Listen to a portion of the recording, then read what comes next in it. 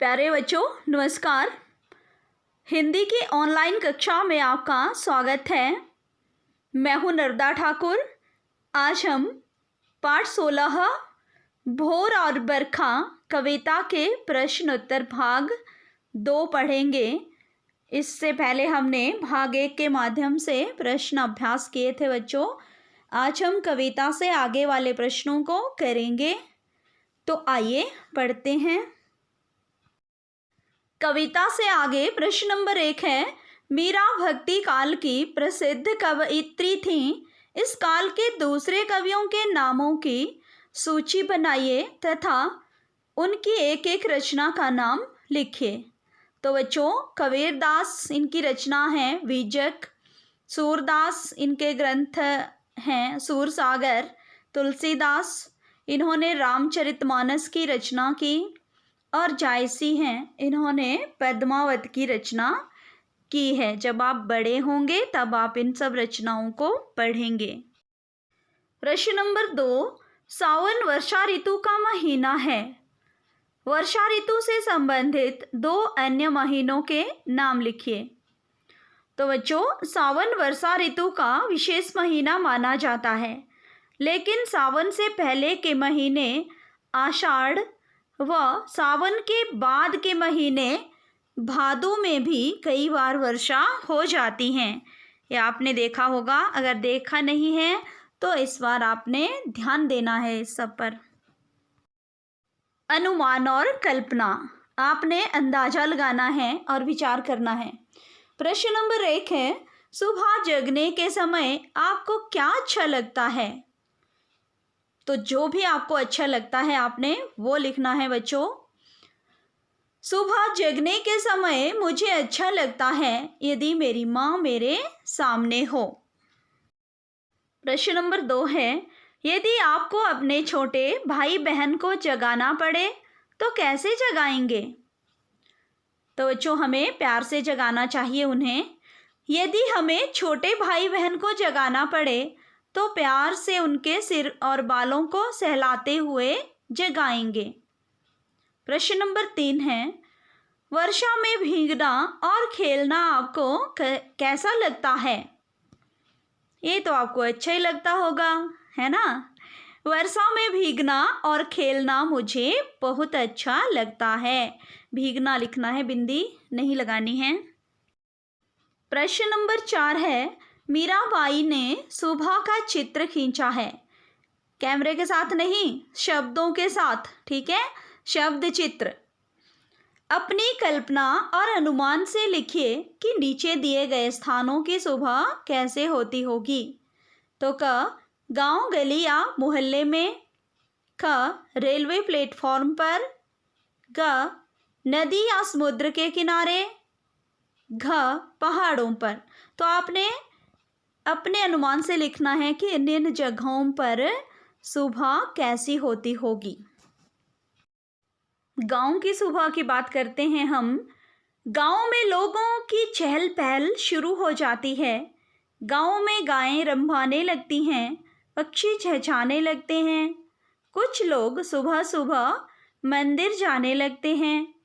कई सैर पर जाते हैं। आपने देखा होगा सुबह लोग क्या क्या करते हैं। किसान हल लेकर खेतों पर जाने को तैयार हो जाते हैं। अब रेलवे प्लेटफॉर्म की सुबह कैसी होती होगी। तो रेलवे प्लेटफॉर्म पर सुबह सुबह लोग गाड़ी पकड़ने व रेल का इंतजार करते दिखाई देते हैं।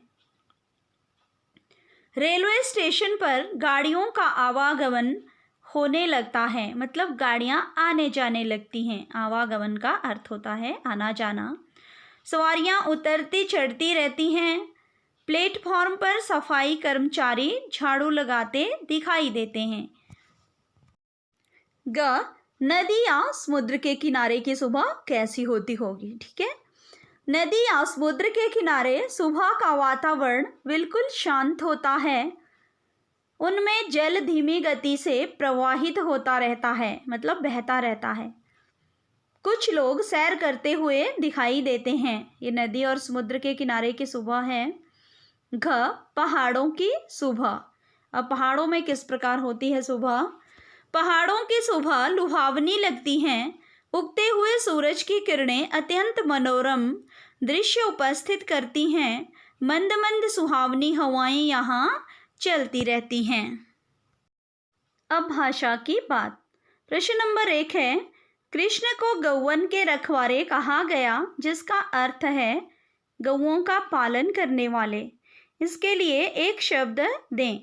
तो इसका उत्तर होगा गोपाला या गोपालक। कृष्ण भगवान को गोपाल भी कहते हैं बच्चों।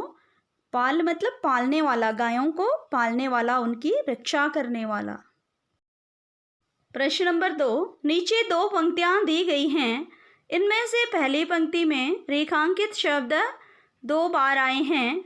रेखांकित मतलब अंडरलाइन किए हुए, और दूसरी पंक्ति में भी 2 बार। इन्हें पुनरुक्ति, पुनः उक्ति कहते हैं। पहली पंक्ति में रेखांकित शब्द विशेषण है और दूसरी पंक्ति में संज्ञा। नन्ही नन्ही बूंदन मेहा बरसे, घर घर खुले किवारे। नन्ही नन्ही विशेषण, घर घर संज्ञा है। इस प्रकार के 2-2 उदाहरण खोजकर वाक्य में प्रयोग कीजिए और देखिए कि विशेषण तथा संज्ञा की पुनरुक्ति के अर्थ में क्या अंतर है। जैसे मीठी मीठी बातें, ये भी विशेषण है। फूल फूल महके, ये संज्ञा पुनरुक्ति है। इसके उदाहरण है बच्चों, गरम गरम। माँ ने गरम गरम पकौड़े बनाए। गरम गरम क्या है? पकौड़ों की विशेषता, तो ये विशेषण पुनरुक्ति हुआ। ठीक है। तरह तरह, बगीचे में तरह तरह के फूल खिले थे। सुंदर सुंदर, सुंदर भी विशेषण होता है। रिया ने सुंदर सुंदर साड़ियों का चुनाव कर लिया। मीठे मीठे, शबरी ने मीठे मीठे बेर राम को खिलाए। अब संज्ञा पुनरुक्ति के उदाहरण देख लेते हैं। गली गली, नेताओं ने गली गली में प्रचार शुरू कर दिया। गली गली हुई संज्ञा पुनरुक्ति। गांव गांव, सरकार ने गांव गांव में कुएं खुदवाने का प्रस्ताव जारी किया। बच्चा बच्चा, मोहल्ले का बच्चा बच्चा यह बात जान गया कि मंदिर में चोरी पुजारी ने की है। वन वन, राम लक्ष्मण और सीता वनवास के समय वन वन भटकते रहे। तो बच्चों ये थे संज्ञा और विशेषण पुनरुक्ति के उदाहरण। अब कुछ कहने के लिए है। प्रश्न नंबर 1, कृष्ण को गिरधर क्यों कहा जाता है?